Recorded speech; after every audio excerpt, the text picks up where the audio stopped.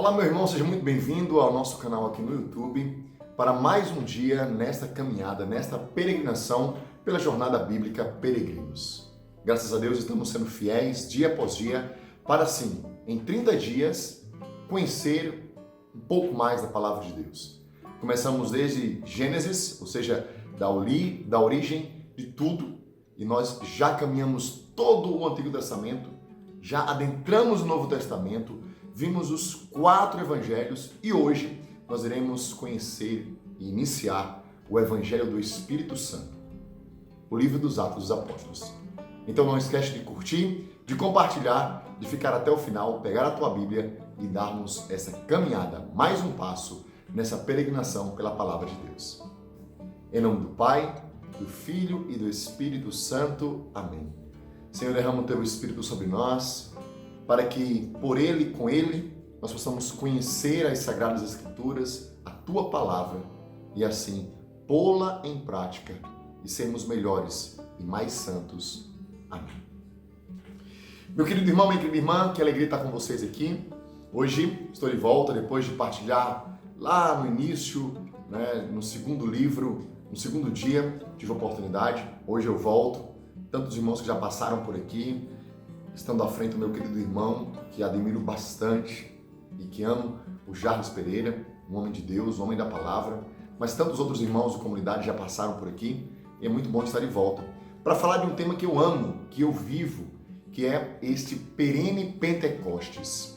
Sabe aquela experiência do Pentecostes, do avivamento, que nós vemos hoje no Brasil inteiro, O Brasil sendo tomado por esse avivamento, pela oração em línguas, o Brasil sendo tomado por grupos de oração. Você sabia que o Brasil é o maior país católico do mundo?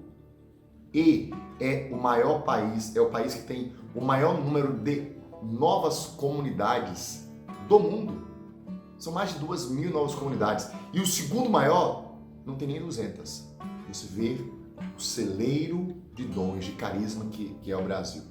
Veja a Canção Nova, mais de 40 anos evangelizando. A Canção Nova, mais de 40 anos, fazendo com que encontros de cura e libertação aconteça, levando a transmissão pela internet, pela rádio e pela TV, de acampamentos, de encontros, de programas. Tudo isso, sabe graças a quê, meu irmão, minha irmã? A uma experiência de Pentecostes, que um homem um dia recebeu, chamado Monsenhor Jonas Abib. Monsenhor Jonas Abib.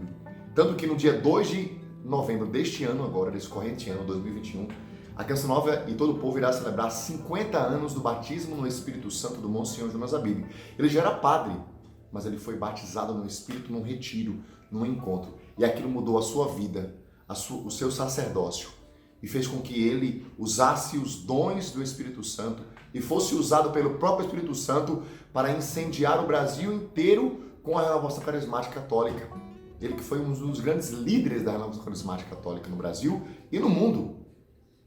Fundador da comunidade Canção Nova, a primeira comunidade do Brasil.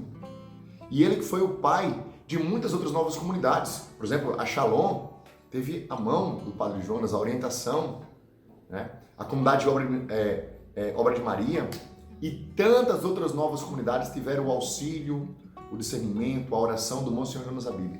Tudo isso por causa de quê? De um batismo no Espírito Santo, de uma experiência de Pentecostes, de uma abertura aos dons. Veja aí quantos padres têm se destacado, e muitos deles carismáticos. Por exemplo, o maior deles, mais conhecido nos últimos anos, Padre Marcelo Rossi. Qual foi a experiência do Padre Marcelo Rossi? Se não uma experiência de batismo no Espírito Santo e de uma experiência de Pentecostes perene. E tantos outros que se levantaram, que estão aí também fazendo os seus trabalhos.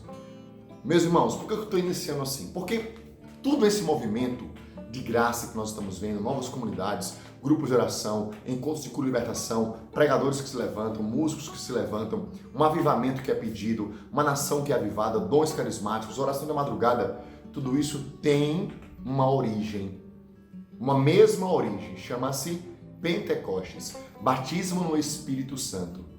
Experiência com a terceira pessoa da Santíssima Trindade, o Paráclito, o defensor, o advogado, aquele que o próprio Jesus, lá no Evangelho de João, ele vai dizer, é preciso que eu vá, porque se eu não for, eu não enviarei a vós o Paráclito. O Pai não enviará a vós o Paráclito. Então é preciso que eu vá, para que o outro Paráclito, o outro defensor, venha e habite dentro de vocês. E assim aconteceu. Jesus teve que ir, morrer, ressuscitou, subiu ao céu depois de 40 dias da sua ressurreição e 10 dias depois, no Pentecostes, 50 dias depois, acontece uma festa judaica, a festa das primícias. Até hoje os judeus celebram o Pentecostes, que é a festa das primícias. Aconteceu a maior graça de todos, a grande primícia, os grandes dons. O homem dava nas festas de Pentecostes, judeus, as primícias a Deus, os seus dons a Deus, o fruto da sua terra, não é? Os primeiros frutos. E nesse momento é Deus que dá os seus dons através do Espírito Santo. E onde é que está isso, Emanuel? Está em Atos dos Apóstolos, capítulo 1. O livro dos Atos dos Apóstolos foi escrito por São Lucas. Isto mesmo. São Lucas escreveu o Evangelho e escreveu o livro dos Atos dos Apóstolos. Quando você for ler o livro dos Atos dos Apóstolos, você vai perceber que muitas vezes usa-se a palavra nós, porque ele também estava em loco. Ele estava presente, ele participou, ele foi perseguido, ele visitou Paulo muitas vezes, né? Ele era um grande amigo de São Paulo. E se você vai assistir aquele filme Paulo, o Apóstolo Paulo, um filme maravilhoso, atual, você vai ver que Lucas, né, o Jim Caswell, o mesmo que fez Jesus na Paixão de Cristo, ele mostra muito bem essa relação de Paulo, médico, de Lucas, que é médico e que é um grego, não é? Tendo ali aquela intimidade com Paulo, né, que estava preso na ocasião. Então, veja, Lucas escreveu muito bem isso. E muitos dizem que os Atos dos Apóstolos, na realidade, são os Atos do Espírito Santo. Então, poderia-se dizer que é como se fosse o Evangelho do Espírito Santo. Então, para a gente entender isso, é importante que você não esqueça dessa temática. Não é? Jesus veio, veja, tudo que nós vivemos no Antigo Testamento foi uma preparação, um desejo do povo, de Deus de ter o seu povo ao seu lado, de ter uma nação santa, etc. Enviou profetas, você viu tudo isso que aconteceu, enviou reis, os juízes, os patriarcas, etc., profetas, e o povo não se convertia. Depois que se convertia, quando estava no bem bom, voltava as costas para Deus, até que Deus enviou o seu próprio Filho no fim dos tempos para instaurar o reino de Deus, para definitivamente ligar o homem a Deus, para rasgar o véu que impedia o homem de entrar no Santo dos Santos, né? Então, vimos tudo isso. Ele que vem e instaura a nova lei, o novo Moisés, o novo Elias, o profeta por excelência, a lei por excelência, Jesus que é o Senhor de todas as coisas, que é Deus, o verbo que fez carne, ele é o alimento do céu, o pão eucarístico, ele é a luz que ilumina a nossa vida, ele é o caminho. E ali foi tudo isso que é a essência da nossa religiosidade. O Antigo Testamento prepara a vinda de Jesus, Jesus vem e se concretiza. Mas aqui há, nesse exato momento que a gente começa a leitura dos Atos dos Apóstolos, uma terceira pessoa da Santíssima Trindade, que é o Espírito Santo, que é derramado profundamente sobre os apóstolos. Profundamente sobre os apóstolos. Então, nós vamos ver essa realidade. Então, pega comigo a tua Bíblia, depois dessa tanto longa introdução. Vamos lá. Olha só como é São Lucas que vai falar. Eu fiz o meu primeiro relato, ó Teófilo, filho de Deus, tá? Filho de Deus. Ó Teófilo, a respeito de todas as coisas que Jesus fez e ensinou desde o começo. O primeiro relato dele foi qual? O Evangelho de Lucas. Até o dia em que foi arrebatado ao céu, depois de ter dado instruções aos apóstolos que escolhera sob a ação do Espírito Santo. Ainda a eles apresentou-se vivo depois de sua paixão, com muitas provas incontestáveis. Aqui, olha, uma coisa não é uma história. Deus se apresentou vivo aos seus apóstolos, né? Jesus se apresentou vivo, né? Após a ressurreição, com provas incontestáveis. Durante 40 dias apareceu-lhes e lhes falou do que concerne ao reino de Deus. Falou ainda mais, ensinou ainda mais. Então, no decurso de uma refeição com eles, ordenou-lhes que não se afastassem de Jerusalém, mas que aguardassem a promessa do Pai. Não se afastar de Jerusalém. Não se afastar de Jerusalém. A promessa, o lugar da promessa. a qual disse ele, ouvistes de minha boca, pois João batizou com água, mas vós sereis batizados com o Espírito Santo dentro de poucos dias. Bem, aconteceu isso aqui 40 dias, e num decurso de uma refeição, Jesus disse para eles, olha, não se afastem de Jerusalém, porque irá se cumprir a promessa do Pai, que diz, João batizou com água, eu, porém, vos batizarei com o Espírito Santo. E isso acontecerá dentro de poucos dias. Já tinha passado 40 dias que Jesus tinha ressuscitado. Nesse mesmo dia ele vai subir ao céu, que é uma festa da igreja, a festa da ascensão. E qual é a diferença de ascensão para assunção? A ascensão, Jesus ele sobe sozinho, sem ajuda de ninguém. A assunção, Maria é levada, ela não sobe sozinha, ela é levada pelos anjos em corpo também, para que o seu corpo não sofra corrupção. Então Maria não morre, ela adormece. Tanto que na Terra Santa, hoje, existe uma igreja chamada de a Igreja da Dormição de Nossa Senhora. Né? Bem, onde ali naquele lugar, segundo os relatos, Nossa Senhora ali faleceu, morreu, os anjos vieram então e levaram o seu corpo para o céu. Mas vamos ver, voltamos para a ascensão. O que é a ascensão? Lucas então vai contextualizar nesse início do Atos dos Apóstolos. Olha, na primeira vez eu fiz um relato sobre Jesus, desde a sua origem até quando ele morreu e ressuscitou, e quando ele apareceu algumas vezes. Né? E agora eu vou fazer um outro relato, que é a ascensão e a promessa. Veja, estando todos, pois, reunidos, eles assim o interrogaram, Senhor, é agora que o tempo em que irás restaurar a realeza em Israel?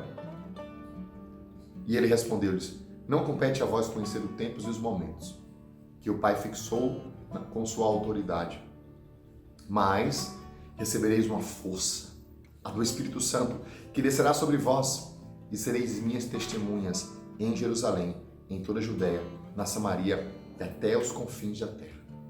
Então, acontece essa discussão. Por quê? Porque, queiram ou não, eles ainda esperavam que Jesus instaurasse um reino na terra, um reino humano apenas. Né? E, de fato, Jesus voltará uma segunda vez para, nesta terra, instaurar o seu reino. Isso é mais lá na frente, lá em Apocalipse, que se vai se discutir.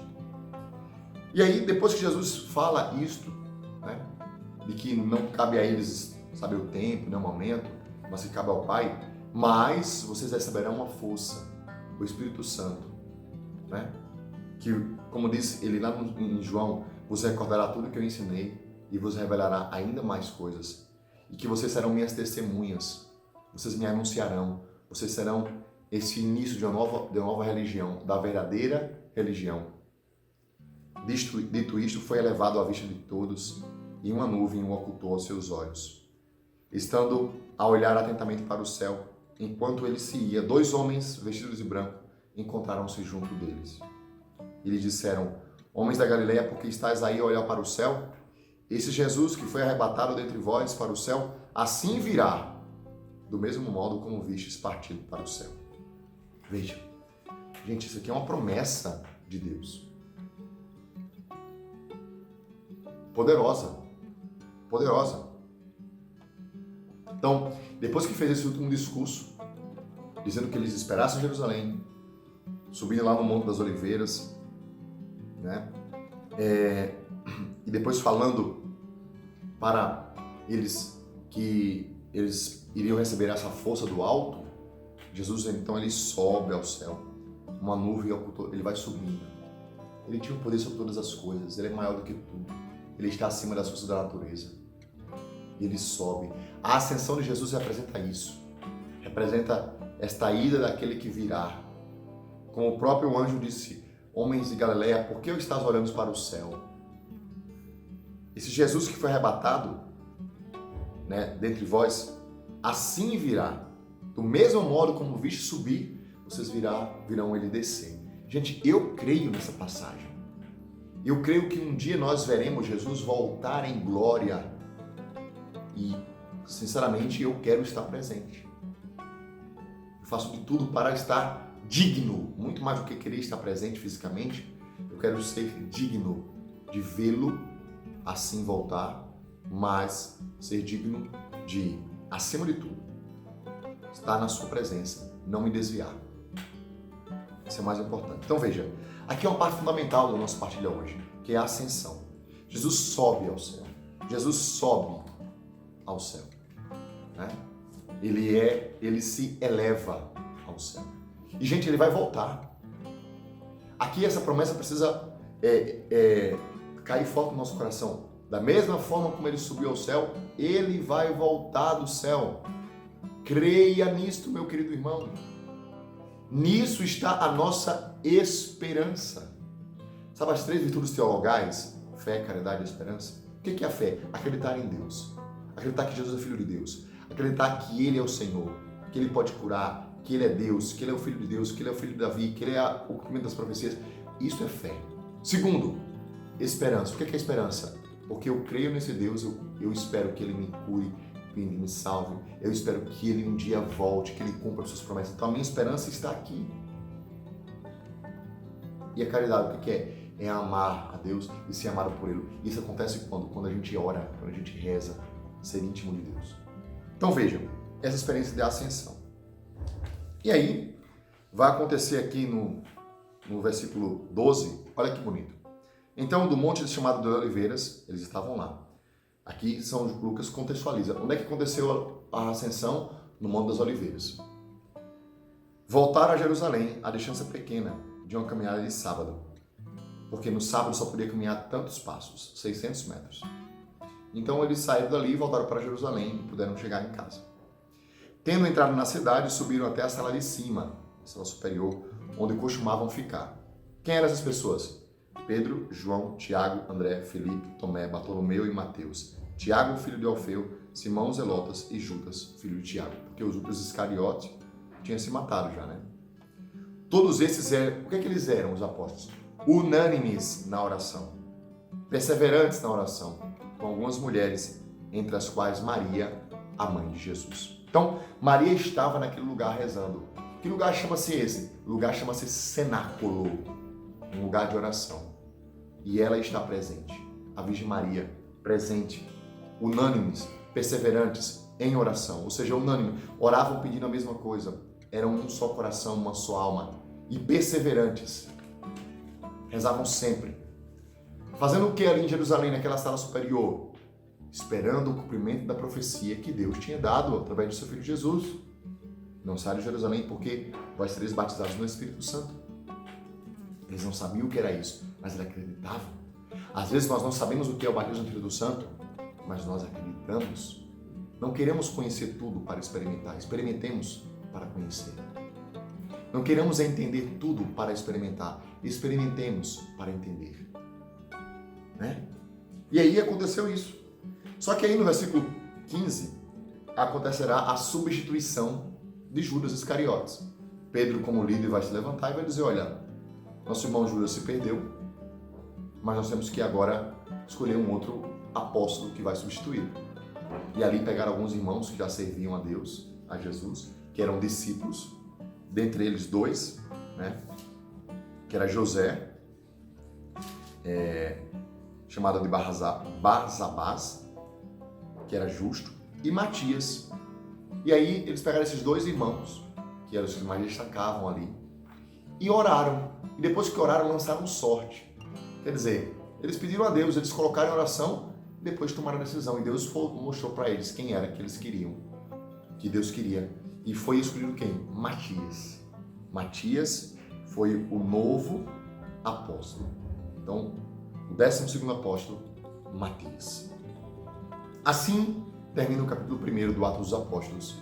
Ou seja, fala-se do último discurso de Jesus, discurso lá na Ascensão, a própria Ascensão, depois os anjos que dizem que Jesus vai voltar, nós temos aí eles que perseveravam em oração, unânimes, a escolha do 12º apóstolo, que cai em Matias.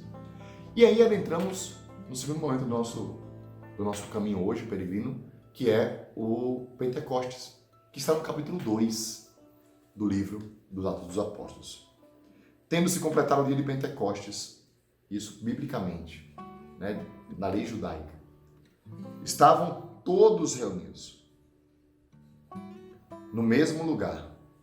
Que lugar é esse? O cenáculo, em oração, né?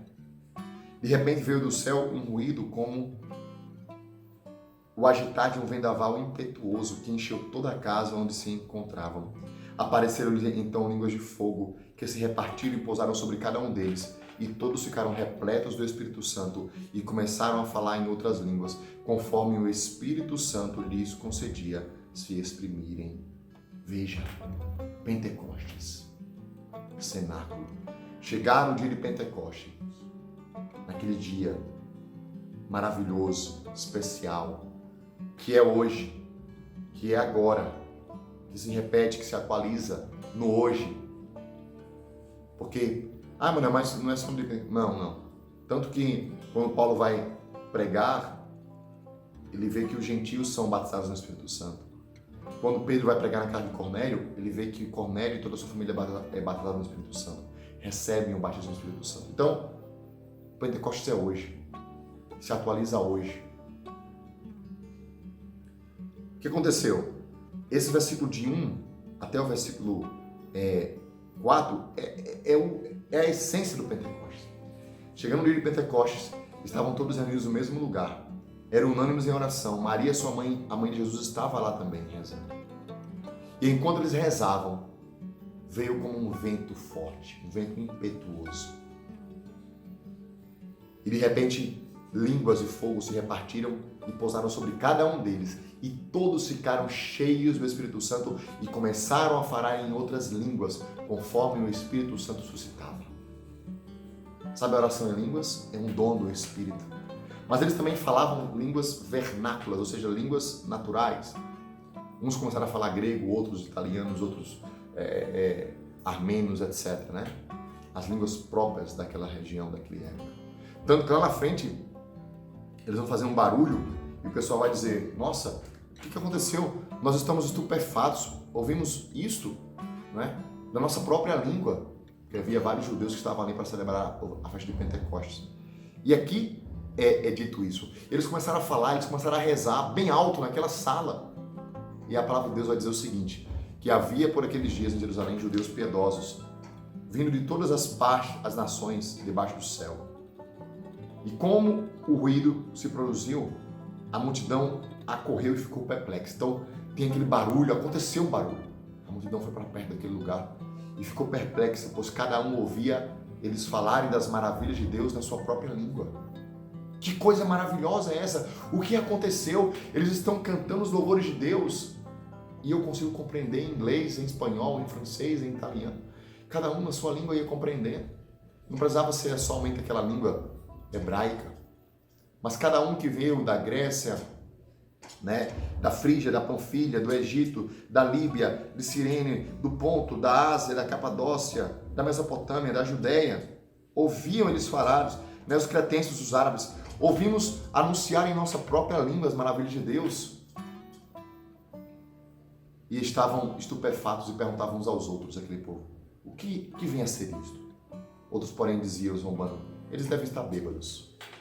E aí vem o discurso de Pedro à multidão. Mas veja, antes de entrar no discurso, eu quero pontuar mais uma vez aqui algo que é importantíssimo para nós. O Pentecostes, esse Espírito Santo, gente, é necessário à nossa vida. A nossa vida espiritual, a nossa vida interior, a nossa vida missionária. Ele é inegociável a experiência com o Espírito Santo.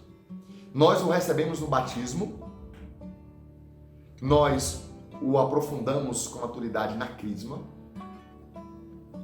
mas, graças ao bom Deus, por misericórdia, Ele, nos últimos 50 anos, um pouco mais, lá em Duquesne, nos Estados Unidos, numa faculdade, jovens estavam orando ali, meditando os Atos dos Apóstolos, desejando viver como as primeiras comunidades cristãs, e foram visitados pelo Espírito Santo e batizados. Eu sou fruto do batismo no Espírito Santo. É um novo ardor.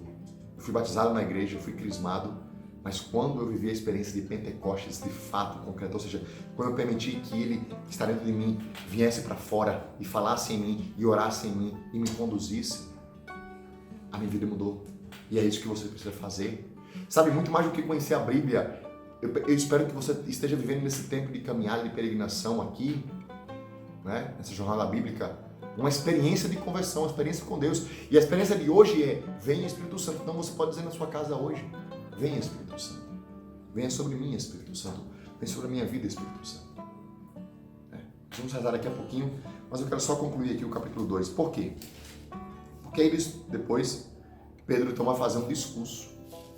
Pedro vai discursar e vai dizer assim, de pé, junto dos 11, ele vai dizer o seguinte, né? Pedro que era medroso, Pedro que fugiu, Pedro que negou Jesus, ele agora está cheio do Espírito Santo. Ele não tem mais medo, porque ele recebeu a coragem que vem do alto. E ele começa a dizer para aqueles homens da Judéia e todos vós, habitantes de Jerusalém, tomai conhecimento disto e ouvis as minhas palavras. Esses homens aqui não estão embriagados. Não estão embriagados. Como pensais? Pois esta é apenas a terceira hora do dia. São 9 horas apenas.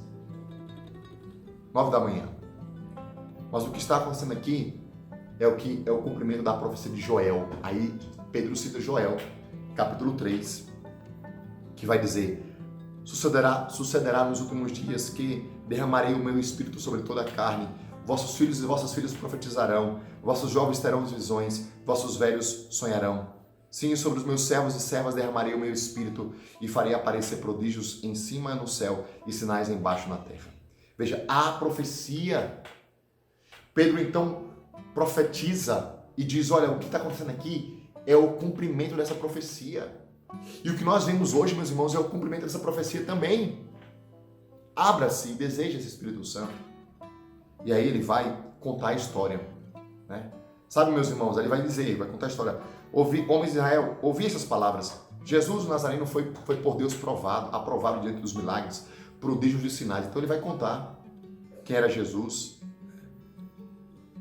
Ele era Deus, mas vós o mandastes matar, vós o crucificastes pela mão dos ímpios, dos romanos. Mas Deus o ressuscitou, libertando das angústias do inferno, pois não era possível que ele fosse retido em seu poder.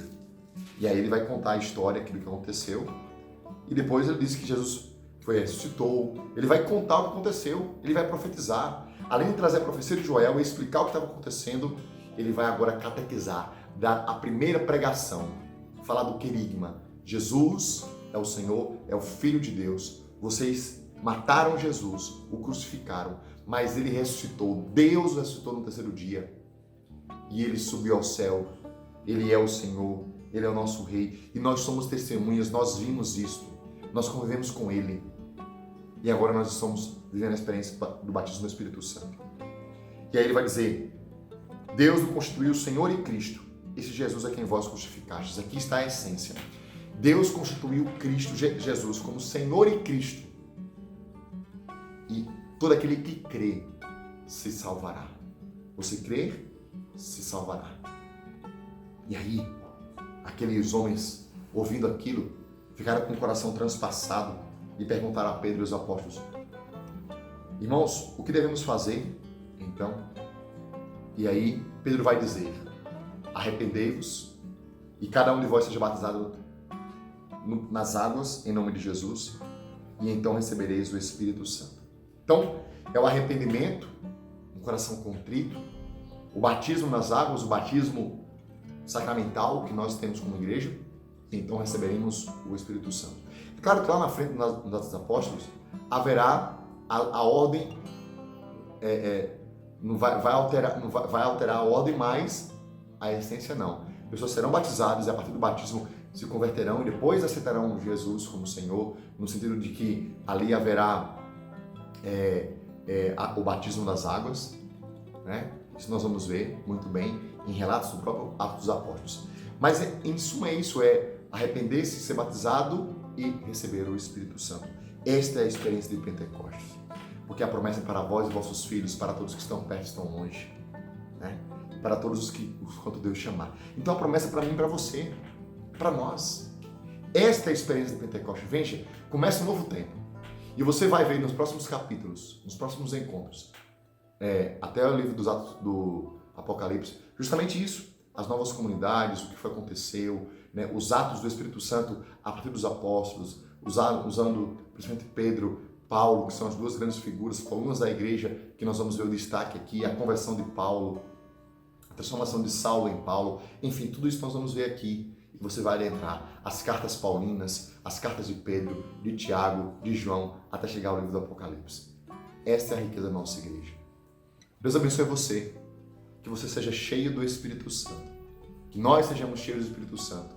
Em nome do Pai, do Filho e do Espírito Santo. Amém.